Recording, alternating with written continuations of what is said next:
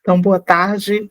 Vamos para a nossa próxima aula da disciplina Ética e Responsabilidade Social, do curso Técnico em Administração à Distância, com a professora Valdinice Ferreira da Mota. Né?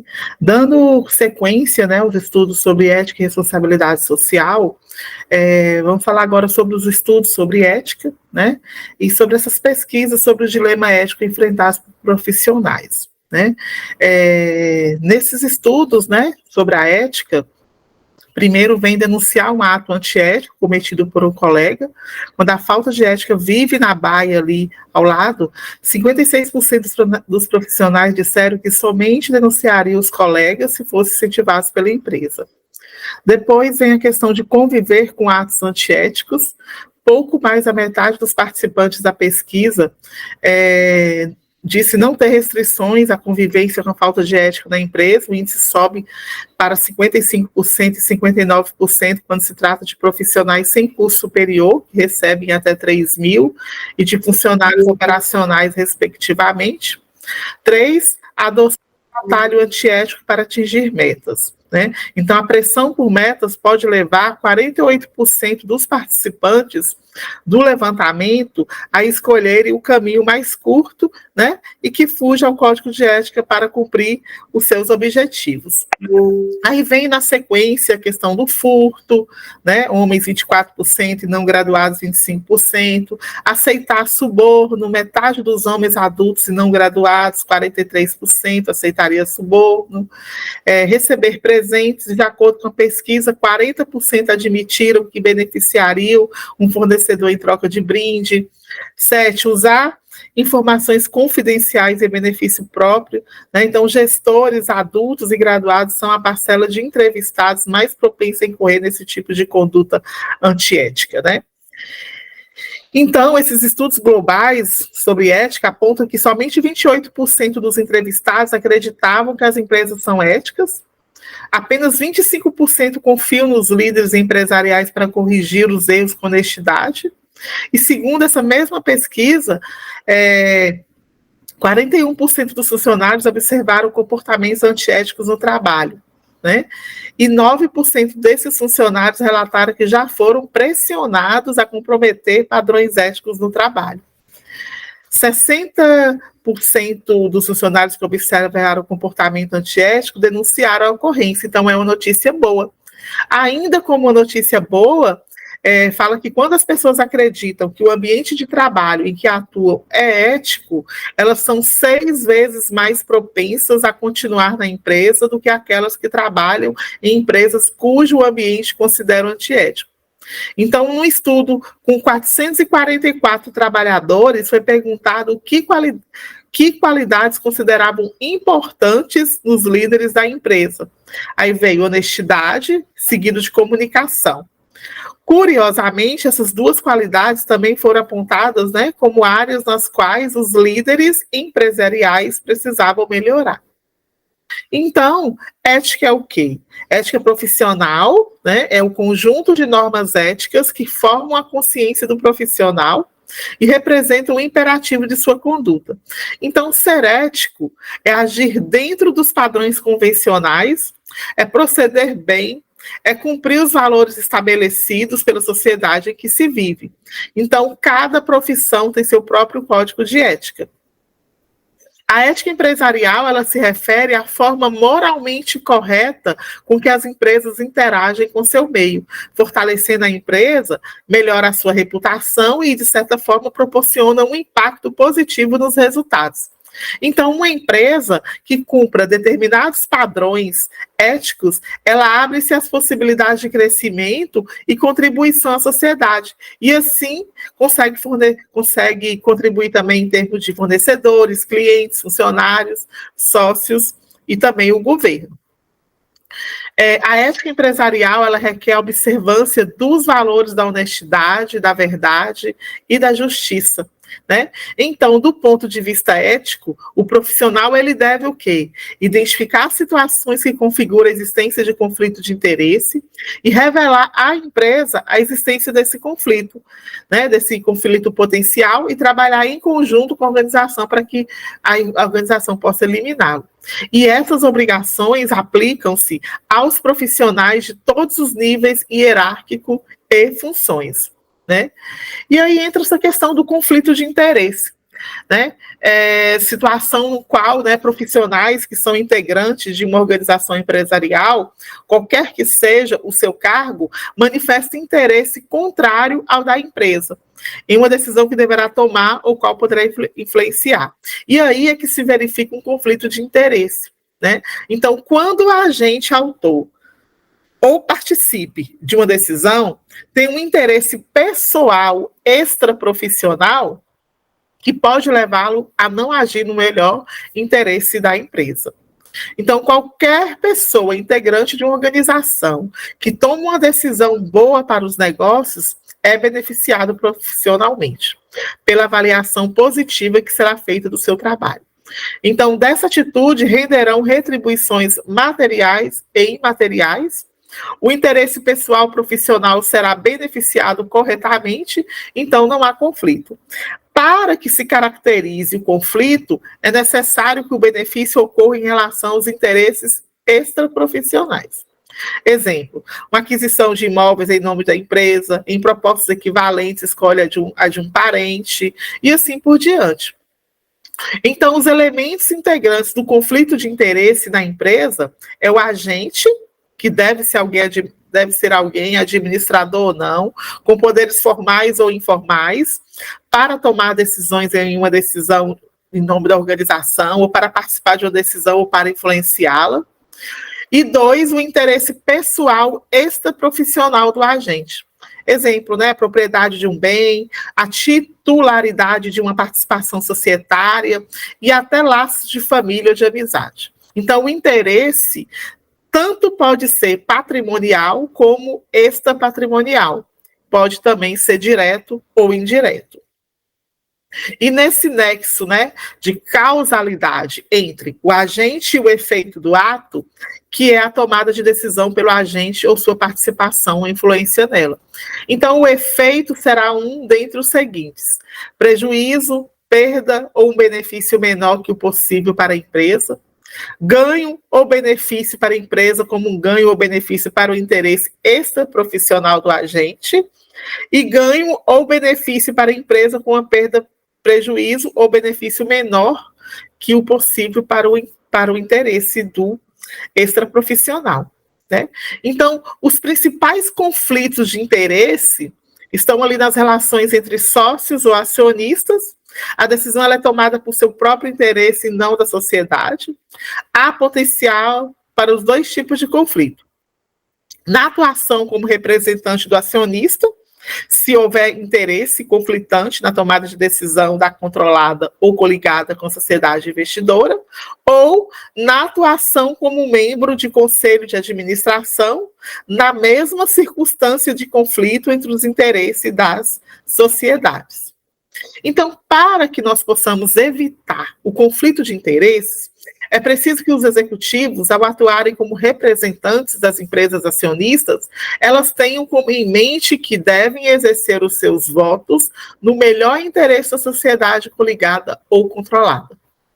E para eliminar o conflito potencial, a empresa ela deve contratar profissionais independentes para representá-la como acionista ou para integrar os conselhos de administração das coligadas ou controladas. E aí, nessa relação com empregados da empresa, o mais comum é que o administrador que toma uma decisão de trabalho em relação a membro de sua família, ele seja para contratar, promover, receber aumento e vantagens. E aí a lei, ela não vem especificando esse grau de parentesco até o qual as pessoas são consideradas da mesma família para fins de conflito de interesse. Então, cabe, portanto, que as empresas ela têm esse código de conduta que vem para estabelecer esses critérios.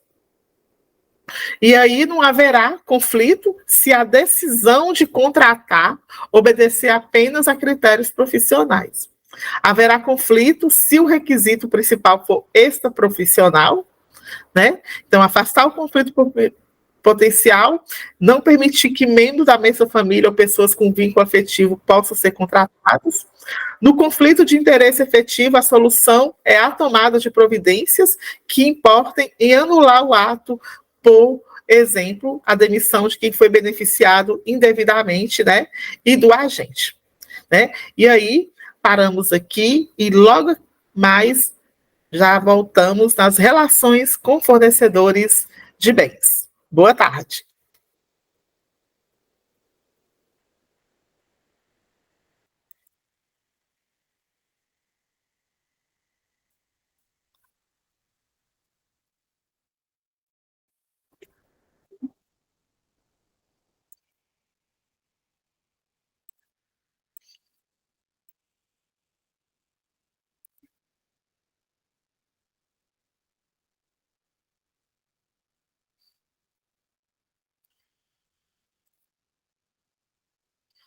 Então, dando continuidade, né, sobre os conflitos de interesse, falamos aqui sobre o agente e o interesse pessoal extraprofissional desse agente, e entramos aqui sobre a questão do nexo de causalidade, né? Então, entre o agente e o efeito do ato, que é a tomada de decisão pelo agente, ou sua participação e influência nela.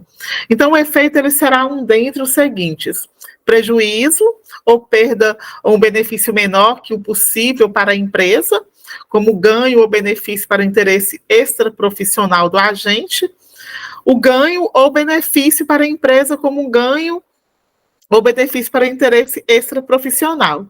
E esse ganho ou benefício para a empresa como uma perda, prejuízo ou benefício menor que o possível para o interesse extraprofissional. Então, nas relações entre sócios ou acionista, a decisão é tomada para o seu próprio interesse e não da sociedade, né? Há potencial para os dois tipos de conflito. Então, na atuação como representante do acionista, se houver interesse conflitante na tomada de decisão da controlada ou coligada, ou aí na atuação como membro do conselho de administração, na mesma circunstância de conflito entre os interesses das sociedades. E aí, para evitar o conflito de interesse, é preciso que os executivos, ao atuarem como representantes das empresas acionistas, tenham em mente que devem exercer os seus votos no melhor interesse da sociedade coligada. E assim, eliminar o conflito potencial. Né? Então, nessas relações com empregados da empresa, o mais comum é o administrador que toma a decisão de trabalho em relação ao membro de sua família, seja para contratar, promover, receber aumentos e vantagens, e a lei não especifica esse grau de parentesco até qual as pessoas são consideradas da mesma família para conflitos de interesse. Então, não haverá conflito se a decisão de contratar obedecer apenas a critérios profissionais. Nas relações com fornecedores de bens, são mais vulneráveis aos conflitos de interesse. O mais notório é aquele no qual quem decide a compra ganha um valor ou outra vantagem pecuniária do fornecedor, sendo a mais sutil das formas é da participação acionária do executivo no fornecedor. Para evitar o conflito potencial, exigir dos executivos que se abstenham de tomar decisões ou participar de decisões em relação a fornecedores de cujos capitais possuam ações. E para afastar o conflito real, rescindir contrato com o fornecedor ou cancelar a ordem de compra.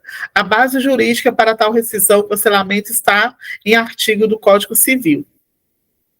Nas relações com fornecedores de serviço, o prestador selecionado pode ser membro da família ou pessoa com a qual o agente mantém laços de amizade, né? Quando o prestador de serviço partilha de seus ganhos com o agente. E essa prestação de serviço, ela vem para comportar muitas avaliações de desempenho subjetivas. E aí é necessário afastar o conflito potencial para tratar também do conflito afetivo. Né? Então, nessas relações com clientes, pode existir conflito se o cliente, por algum modo, premiar o agente por uma decisão a ele favorável, e também, né, a maneira de evitar o conflito potencial e efetivo. É o de não permitir concessões que não sejam feitas também a outros clientes em igualdade de condições. né? Nas relações com o governo também é muito frágil, né? E o agente ele decide o local de investimento para gerar dividendos eleitorais a um político amigo, isso, né, pode acontecer. Ou ele define a sede da empresa onde recolherá tributos municipais para beneficiar uma prefeitura administrada por um amigo. A maneira de evitar esse tipo de conflito é exigir a fundamentação econômica para todas as decisões. Então, o conflito de interesse é contrário à ética empresarial. Então, não é ético, né? Então, as empresas, elas devem se conscientizar, né, e aí conscientizar, né, os seus executivos sobre os conceitos gerais dos institutos e aplicar recursos para eliminar tais conflitos potenciais ou efetivos, sempre que for detectado. Né? Porque qualquer decisão ética, ela traz ali um conjunto de valores fundamentais. Ser honesto em qualquer situação, ter coragem para assumir decisões, ser tolerante e flexível, ser íntegro, educado, fiel, humilde e prudente. Então, gente, agir corretamente não é só uma questão de consciência. É um dos quesitos fundamentais para quem quer ter uma carreira longa e respeitada, né? Então, a atitude dos profissionais em relação às questões éticas, elas pode ser a diferença entre o sucesso e o fracasso. Quem tem a ficha limpa sempre terá as portas abertas nas melhores empresas do mercado, né? Mas, afinal, como que é esse profissional? Como que tem que ser esse profissional, né? O que fazer? Não existe aquela receita universal, aquela questão pronta, né, e eficaz. A decisão sempre vai ser de acordo com a pessoa, porque as pessoas não são diferentes uma das outras, de consciência para consciência. E aí chega na questão que não faça nada que não possa assumir em público, não faça nada que você depois não vai ter coragem de falar para todas as pessoas. Trabalhe sempre com base em fatos, não julgue baseando em suposições, coisas que você não tem certeza, né? Avalie os riscos de cada decisão a tomar. Eu vou tomar essa decisão. Quais são as consequências? Qual é o risco? Meça as consequências do ato em relação a todos os envolvidos. Seja pontual em termos de horário do trabalho, né? Observe políticas, normas, procedimentos. Saber ouvir. Extremamente importante e aconselhável ouvir mais do que falar, especialmente se tratando de reclamações e consultas de cliente. E trabalhe bem com temas polêmicos. Todas as promessas ao cliente com relação ao atendimento, prazo, inclusive as mais informais, devem ser rigorosamente cumpridas. E evitar essa questão de clientelismo, privilégios e deixar vazar informações. Também é ético assegurar-se de que as informações foram claras, completas, transparentes e bem recebidas pelo outro. Não se omita, assuma seus erros. Quando perceber alguma coisa errada, procure ajuda a consertar. Então, ser e manter-se um profissional ético não é fácil, né? Não é muito fácil, isso aí não é fácil de administrar. Socialmente, aprendemos que é preciso fazer o correto, mas na informalidade impera aquela ideia, né, de que não há nada de errado em levar vantagem. Então, agir eticamente sempre foi e será uma decisão pessoal. Caminho sem volta para o bem ou para o mal.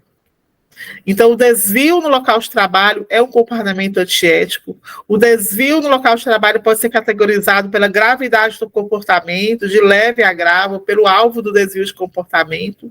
Os desvios relacionados à empresa podem afetar ativos tangíveis e intangíveis, né? Então, esses tipos de desvio no local de trabalho, então nós temos aqui, ó, o desvio de produção, que é sair cedo, fazer pausa excessiva, trabalhar lentamente de forma intencional, desperdiçar recursos. Os desvios de propriedade, sabotar equipamentos, aceitar propinas, mentir sobre horas trabalhadas, furtar a empresa. Desvio político, mostrar favoritismo, fazer fofoca sobre colegas de trabalho, culpar colegas de trabalho, competir de forma não beneficiária. Agressão pessoal, cometer assédio sexual, abusar verbalmente de alguém, furtar colega de trabalho, colocar colegas de trabalho em risco. né, são tipos de desvio no local de trabalho.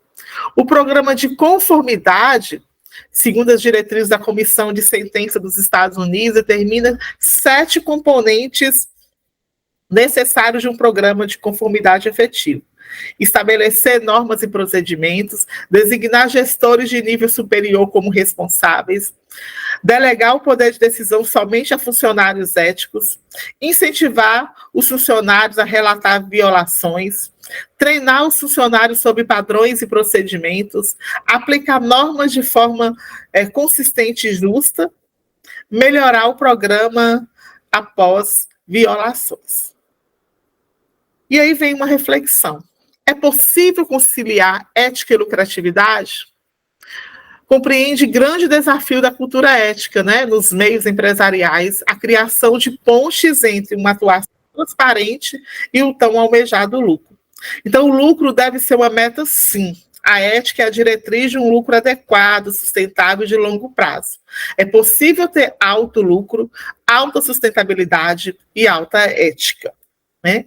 E aí os autores, eles colocam, né, que muitas vezes o lucro está acima do respeito às pessoas. A finalidade de uma empresa é obter lucro e nisso não há nada de errado. O problema é saber até onde a empresa pode lucrar, respeitando os seres humanos e o meio ambiente, né? E aí o outro autor diz assim, que ele acha totalmente possível ser ético e obter lucro.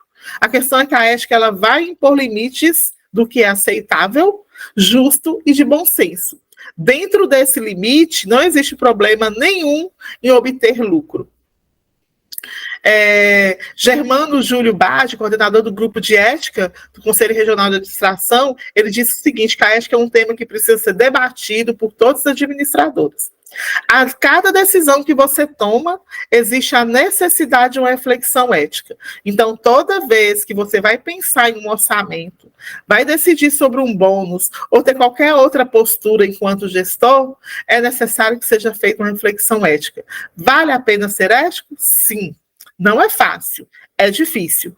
Porém, é melhor ter um comportamento uniforme e ético do que ficar ao sabor da conveniência.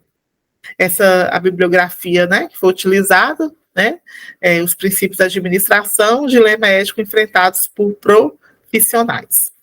Muito obrigada. Agradeço, né, vocês aqui e até a nossa. Olá, boa tarde. Vamos para a nossa aula, né, da disciplina Ética e Responsabilidade Social, em que hoje eu vou falar um pouquinho para vocês sobre o que é um código de ética, né?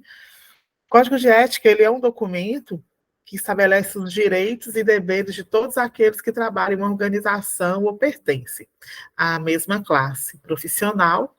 E com base nesse documento, a empresa, ela torna legítimas suas cobranças sobre a postura daqueles que a representam. Então, o código de ética de organização, ele serve para nortear condutas, mas para procedimentos específicos, né, deve constar de normas, manuais ou políticas definidas concretamente para cada setor atividade. Então, o código de ética, ele age como um guarda-chuva, né, que vai, de certa forma, orientar de maneira geral, né, as tomadas de decisões dos profissionais de uma organização, conforme seus valores, na direção de um comportamento ético. Então, as normas internas da organização, elas vão relacionar esse comportamento com as atividades cotidianas. E o código de ética tem valores, não é isso? Que nós chamamos de valores éticos, né? Esses valores individuais, eles podem ser inseridos em um programa consistente, de modo a permitir a internalização dos valores, né, para a formação da cultura ética. Dessa forma, se faz necessário a existência de padrões, né, e políticas que são, de certa forma, uniformes, né, ali para a empresa. O Código de Ética também trabalha sobre essa questão, né, do clima ético, né? O clima predominante na instituição, ele deve acompanhar a filosofia e os principais e os princípios, né, que são definidos ali pelos acionistas, proprietários e também diretores. Isso vem para materializar lá dentro do Código de Ética. Então, o Código de Ética é um documento formal, certo? Distinto, que vai especificar as obrigações éticas conscientes para a conduta organizacional e só vai existir se for formulado com o propósito único de ser guiado por padrões morais, né, para a conduta ética. E para elaborar um código de ética para uma organização, é necessário, né, passar por algumas etapas, né, que nós chamamos de etapas da construção e também da divulgação do código de ética organizacional. Então, os conceitos fundamentais, ética, moral, valores, cidadania, percepção individual sobre esses conceitos, situações vividas e percepção individual, necessidade de normas para o sujeito ético, avaliação de códigos de ética já existentes, adaptação para as necessidades da organização e validação e disseminação para todos os membros da organização. Então, é desejável que um número expressivo de funcionários, representando todas as áreas da organização, participe da construção ali, né, desse documento. Os programas de ética, né, são desenvolvidos por meio de um processo que vai envolver todos os integrantes da empresa e que passa pelas etapas de sensibilização e conscientização, motivação, capacitação. Algumas empresas, elas costumam criar canais de comunicação em que os interlocutores têm a opção de se identificar ou se manterem anônimos para relatar fatos ocorridos internamente e que ferem o código de ética. E assim analisar as situações, cria-se também um comitê de ética. O comitê de ética é necessário, né, e importante, né, e que esse comitê de ética seja de alta qualidade. Ele geralmente é formado por pessoas reconhecidamente éticas pelos funcionários da organização, em número ímpar por integrantes de diversos departamentos. Seus nomes são divulgados e todos ficam sabendo quem vai analisar, julgar, né, e encaminhar tais situações. O comitê servirá também como um instrumento de aconselhamento, investigação e tomada de decisão. E cabe também ao comitê delinear uma política a ser adotada e modernizar o código de conduta, não é isso? E esse código de ética, ele vai dar uma autoridade, né? A autoridade conferida ao comitê de ética deve ser assegurada pela figura do presidente, proprietário ou do vice-presidente da organização. As empresas oferecem uma linha direta ao comitê de ética, via telefone, e-mail, para receber comunicações anônimas ou identificadas. E se a pessoa que fez o relato para o comitê se identificar, então ela deve receber um retorno deste comitê. Isso faz parte da transparência desejada ali no processo. Os tópicos, né?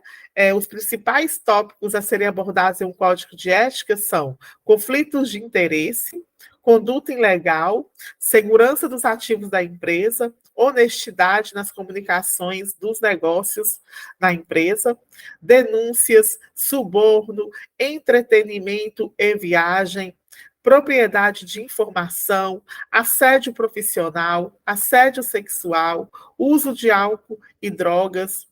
Então, o código de ética deve ser regulamentador, deve se apoiar, né, na missão da empresa, na visão e nos valores ali da empresa.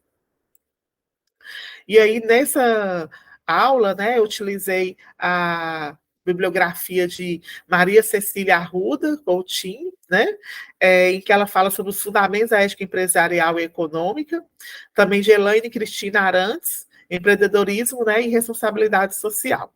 Então, eu agradeço a vocês, né, até a nossa próxima aula. Um beijo grande.